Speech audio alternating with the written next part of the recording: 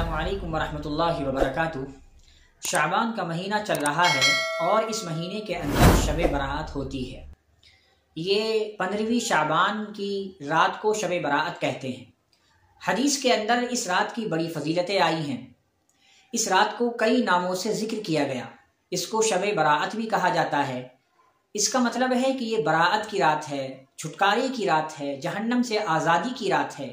अल्लाह रब्बुल इज़्ज़ति वल जलाल बहुत सारे मुसलमानों को, बहुत सारे इंसानों को जहन्नम से निकाल कर जन्नत की तरफ लेकर के जाते हैं। इसलिए इसको शब बरात कहा जाता है और इसको शब रहमत भी कहा जाता है, रहमतों वाली रात। अल्लाह रब्बुल इज़्ज़ति वल जलाल इस रात के अंदर अपने बंदों पर ख़ास रहमतें नाजिल करते हैं, अपनी ख़ास रहमतों से बंदों को नवाजते हैं। इसलिए इसको रहमतों वाली रात भी कहा जाता है।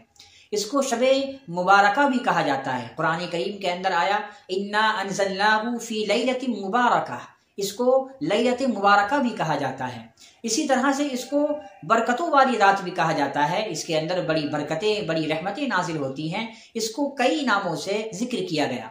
इसकी बड़ी फजीलत है। हदीस के अंदर हज़रत आयशा सिद्दीक़ा रज़ी अल्लाह ताला अन्हा से पूछा कि ऐ अम्मा आयशा, इस रात के अंदर अल्लाह रब्बुल इज़्ज़त कैसे फैसले करता है? क्योंकि ये फैसलों की रात भी है, तो कैसे फैसले फरमाता है? तो अम्मा आयशा की आंखों में आंसू आ गए और आपने फरमाया कि मैंने नबी करीम सल्लल्लाहु अलैहि वसल्लम को ये फरमाते हुए सुना कि अल्लाह रब्बुल इज़्ज़त इस रात के अंदर बंदों के फैसले फरमाता है कि किसको कितना रिस्क दिया जाएगा, आने वाले साल में किसकी कितनी जिंदगी होगी, कौन जिंदा रहेगा, कौन आने वाले साल में इस दुनिया से चला जाएगा, किसका अल्लाह रब्बुल इज़्ज़त निकाह करेगा, कौन निकाह के बगैर रहेगा, और सबसे बड़ी बात कि किसको अल्लाह रब्बुल इज़्ज़त इस आने वाले साल के अंदर कलिमे की दौलत से माला माल फरमाएगा और किस किस को अल्लाह रब्बुल इज़्ज़त कलिमे तौहीद की दौलत से महरूम कर देगा।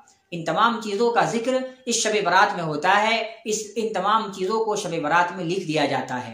इसी तरीके से हज़रत आयशा बयान करती हैं कि एक मरतबा इशा की नमाज के बाद नबी करीम सल्लल्लाहु अलैहि वसल्लम मेरे पास तशरीफ़ लाए और मेरे बराबर में आकर के लेट गए। आप सो गए। रात के कुछ हिस्सा गुजरने के बाद मेरी आँख खुली तो मैंने देखा कि नबी करीम सल्लल्लाहु अलैहि वसल्लम मेरे बिस्तर पर तशरीफ़ फरमा नहीं हैं। मुझे बहुत ज़्यादा घबराहट महसूस हुई। मैंने सोचा कि हो सकता है कि आप किसी दूसरी बीवी के पास तशरीफ़ ले गए हों। कुछ देर के बाद नबी अलैहिस्सलातु वस्सलाम वापस तशरीफ़ लाए। मैंने कहा, ए अल्लाह के रसूल, मेरे माँ बाप आप पर कुर्बान, आप कहाँ से तशरीफ़ ला रहे हैं? तो आपने जवाब दिया कि ए आयशा, आज 15वीं शाबान है और आज शब बरात है। इस रात के अंदर अल्लाह रब्बुल इज़्ज़ति वल जलाल पहले आसमान पर आ जाता है और अपने बंदों से कहता है कोई मुझसे माफ़ी कराने वाला, है कोई मुझसे अपने गुनाहों को बख्शने वाला, है कोई मुझसे रिज़्क़ में बरकत कराने वाला।